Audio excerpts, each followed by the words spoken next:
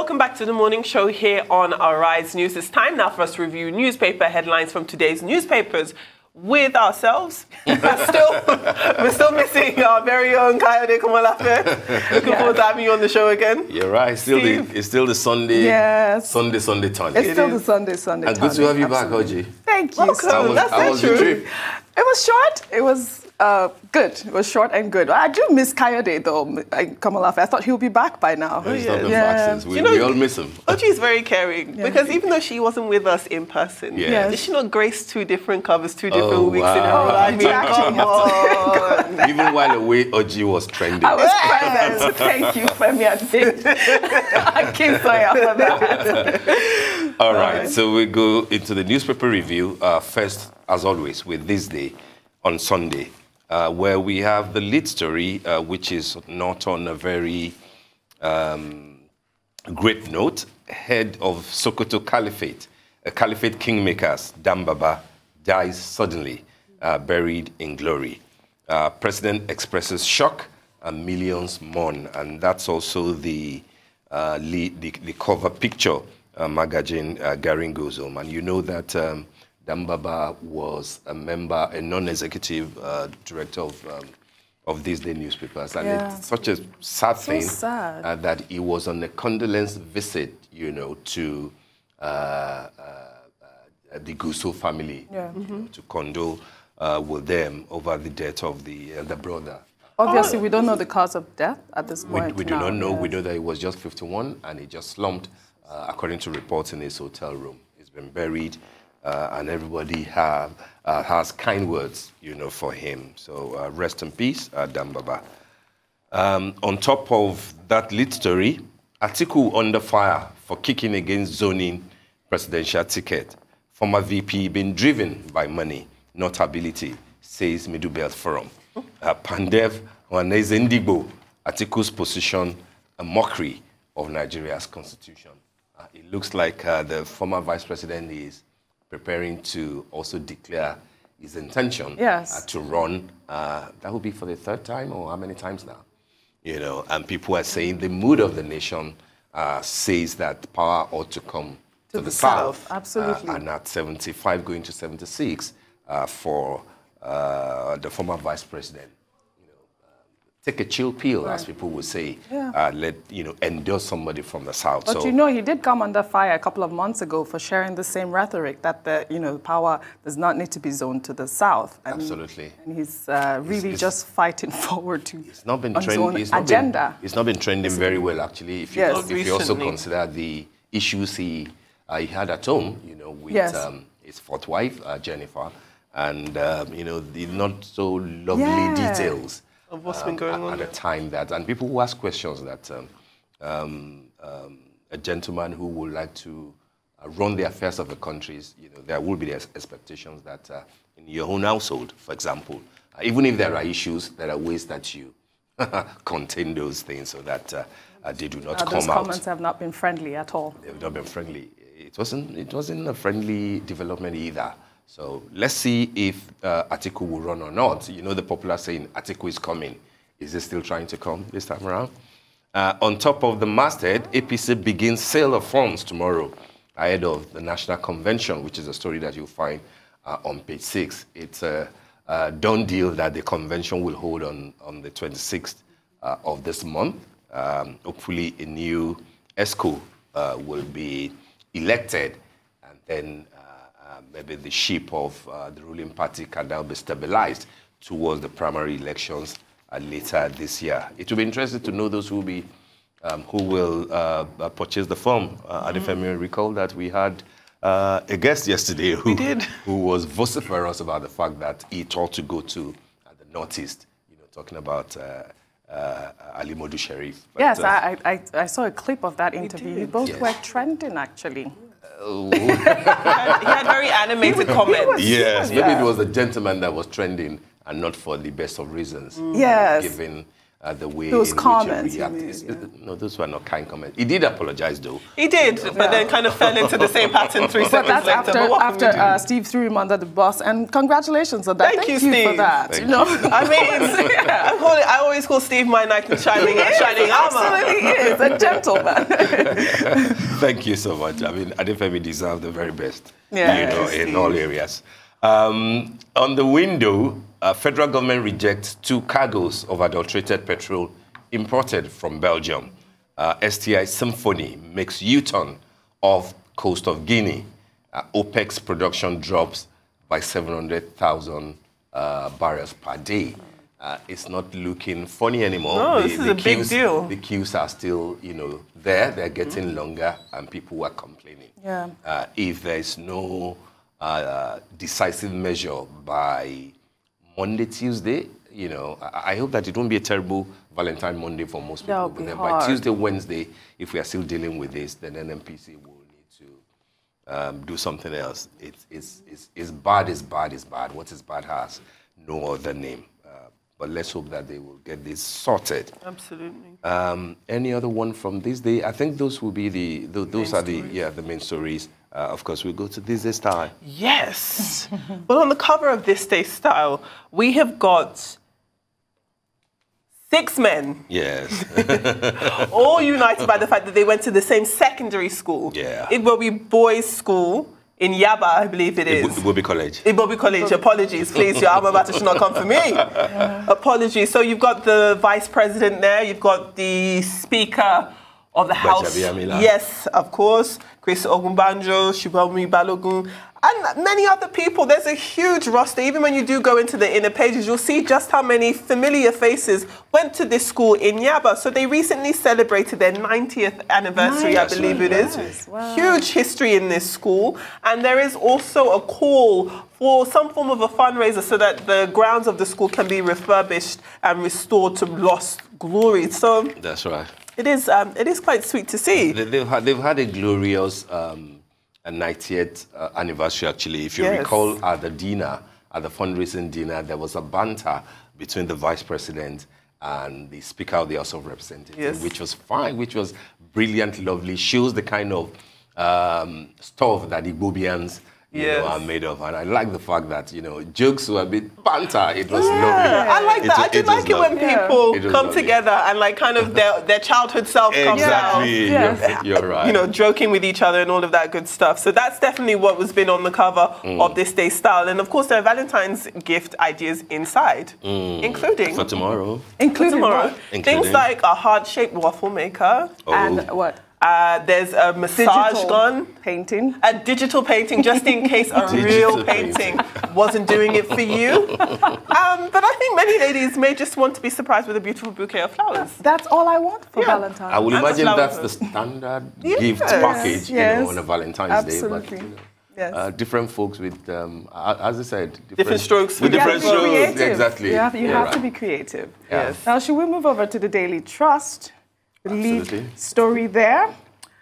This is from the former governor of Borno State, Senator Kashim Shettima, who says the North can't afford to let Tinubu down. And the riders there, Muslim ticket remains a hard sell. We need a national chairman that can match IU. Why I have a good relationship with Governor Zulum. And I believe our Daily Trust have been doing these interviews since this whole political season started. We've had a bunch of people talk about, where, they want who they want to support who they are pushing for. And I guess it will be an interesting read on pages 4, 5, 6, and 7. It's a big interview, I guess. And there's another story there. We should be grateful for Buhari, Aliko Mohammed says. I would wonder all the things that he has listed there. And that's another interview that we should look at on the Daily Trust. And obviously, they talked about Hassan Danbaba, who's been buried. We discussed that earlier on this day.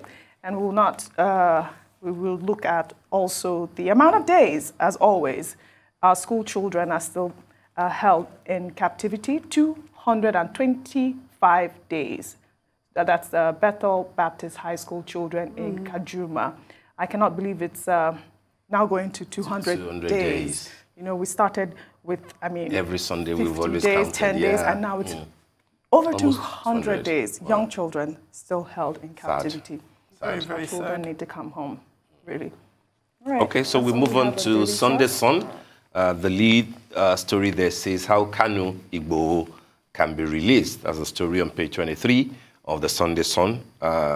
Dansudu, National President, Arewa United Consultative Forum, says Igbo employing wrong approach to 2023 presidency. I mean, it's interesting that we're still talking Kanu and Igboho, and you know, only last night there was an attack on Sunday Igboho's residence in Ibadan, where one person, unfortunately, was killed. They said that they were thugs. We do not know what's happening. Hopefully, the police will come up with what has actually happened. Yeah.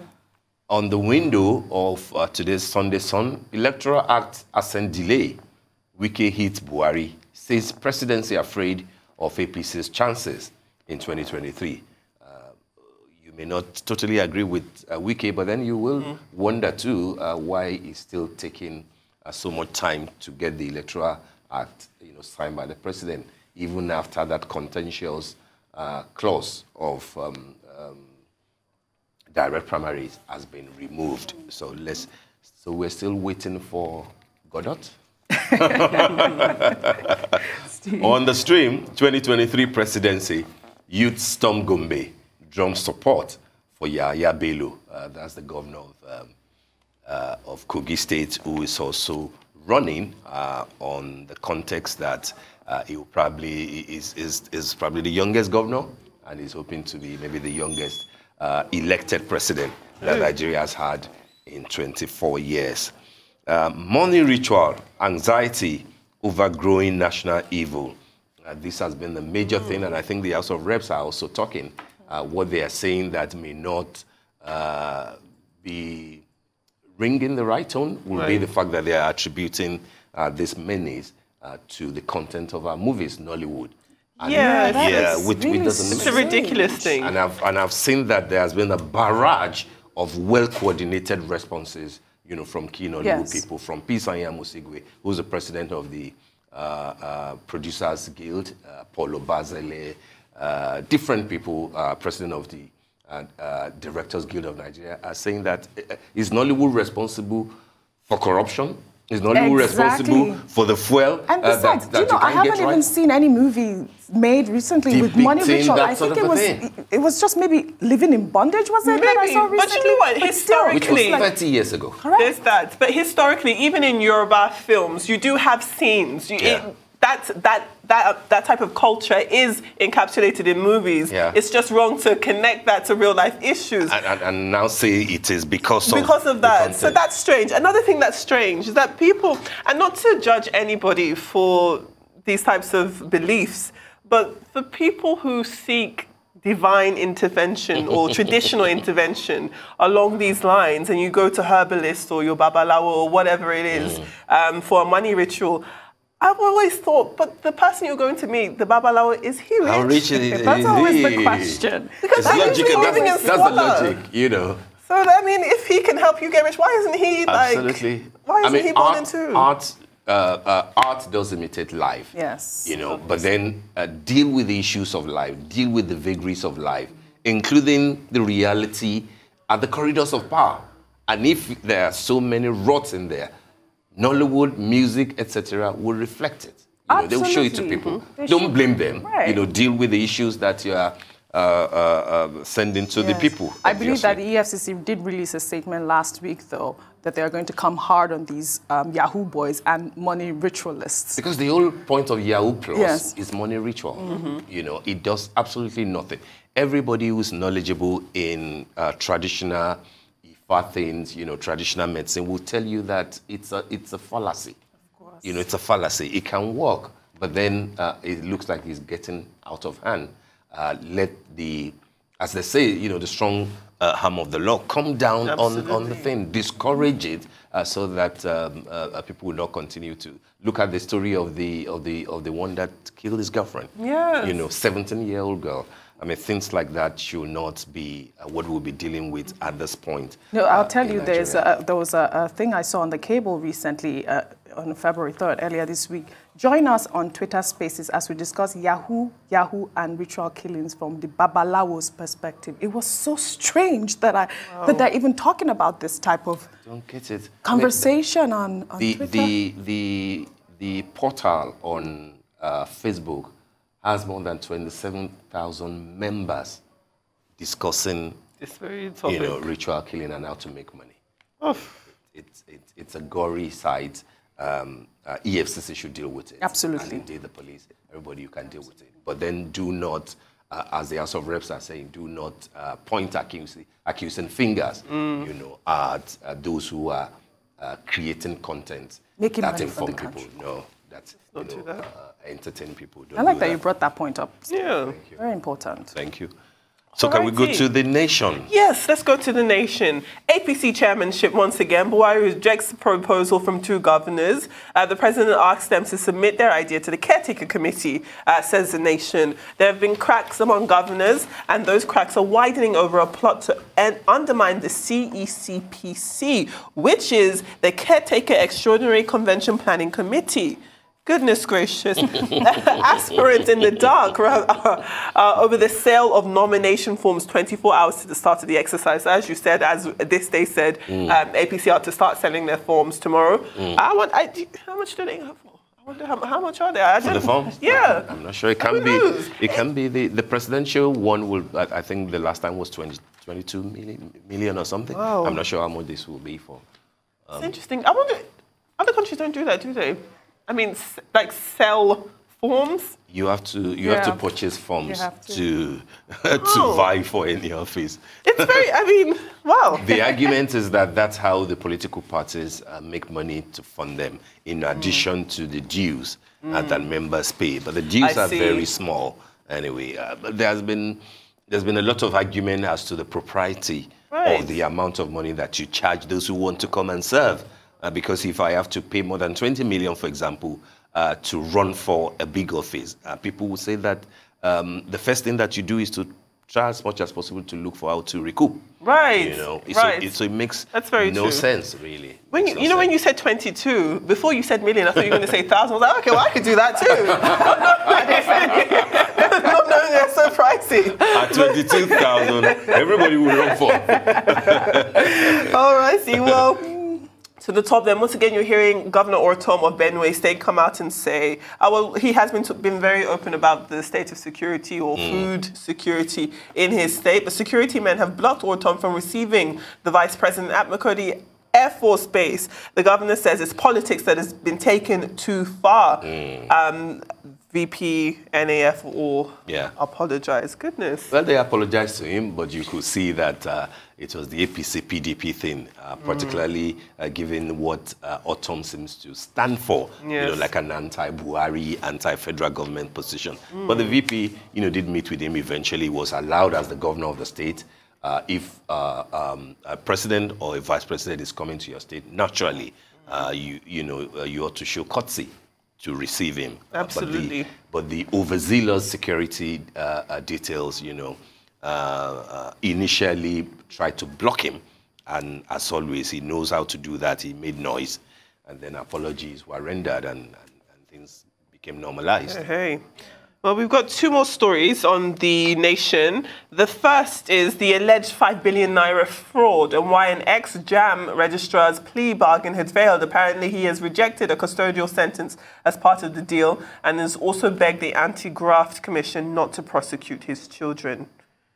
So the JAM is a secondary school educational qualification, isn't it? No, that's the exam that you take to enter the university. Okay. Joint admission and matriculation. To enter the university, Right. But you would have taken a WIAC and you need the JAM as your bridge really into universities. Absolutely. So it is very important for students. Obviously, you need it in order to. It is important, given the fact that for many years JAM has always declared losses. But then a new sheriff came to town, a new person, was appointed, and all of a sudden he started declaring, profits, etc. Now books were open, and it looks like his predecessor hands allegedly might not be too clean. Yeah, so, in the tune of 5 billion. That's a billion. lot. That's not small money. That's not small money. So for you to be plea bargaining ab initio shows that you've got money that you want to return. Absolutely. And then you're pleading for your kids not to be involved. Has anything been traced to them, to their account, for example? You know, those are the issues that those are the issues and the law will have to deal with. But it's good to know that at least we're in the era of a new JAM administration, and that things can work in Nigeria. That's what the new JAM, has demonstrated to Nigerians. Finally, Governor Makinde of Oyo is to announce a new Olubadan tomorrow. Now, if I'm not mistaken, obviously the former Olubadan died recently. Am I mistaken in assuming that the next person who will announce will also be a man of a certain age? Because it seems as though these titles go to men who are already quite experienced in life. I'm trying not to use the word old. and it seems as though, they don't spend so much time in these traditional positions before they pass on. I wonder if that's a cultural thing. It's a unique arrangement in Ibadan. It's actually about the only city in Nigeria where you ordinarily will not encounter issues as to who the next Olubadan should be. But because of the level of steps that it takes for you from being a Mogaji and then to becoming the Olubadan, it takes like a minimum of 40 years. Wow. So for you to get there, you will have to have started in your 20s or in your 30s. Right. But that's just one side of the thing. The other side is that it creates no rancor at all until the former governor, Governor Ajimobi, tried to tweak the process, and wanted to make some of the kingmakers who were also high chiefs, to make them kings. He did make them, make them kings, but then it didn't work out. So we knew who will succeed the Olubadan that died. Right. But then because he had the case in court, the argument of the Ibadan people and of the governor is that you couldn't have sued the state and wanting to be a king, a lesser king, and then still want to succeed the Olubadan. But it looks like everything is sorted. They have withdrawn their case in court now, and they will be, hopefully, it will be announced as the next Olubadan. Yeah, I guess that's all we can take today. We had all the stories on Vanguard have been discussed already, except for the Lagos State Marathon, which the Access Bank State Marathon. Yes, I believe the Ethiopians dominated. As usual. Yes. As usual. But I did see pictures of yes, but I did see pictures of a Nigerian athlete also crossing the threshold. I don't mean Sonwolu, I mean an actual Nigerian athlete. So we're coming. I do not know if they still have that thing, but when the Lagos Marathon started in 2016, part of what was done under the former administration was that there will be a cash reward to the first Nigerian at that. Yes, that's probably who it was. So, next year, is it you? Absolutely, you know that. You see my long legs. You should run next year. Well, all right.